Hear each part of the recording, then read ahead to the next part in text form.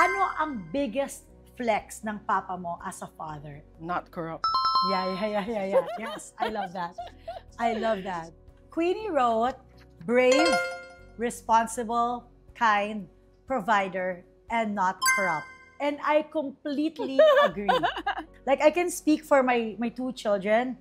Yan siya talaga as a father. And ma-flex ko talaga, he's really a good provider. Yes. Diba? Kaya, yung sinasabi natin na no one is gonna be good enough, it's so hard. I think, yes. Diba? Because probably he knows no one will ever live up to his standards. Yes.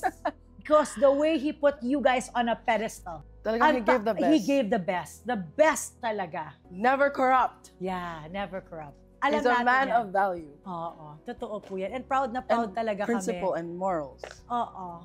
Proud na proud tayo. And integrity. I'm so Yon. proud. Doon kami mayaman. Sa prinsipyo, sa integridad. Yan, ako talaga, umuulan kami yan.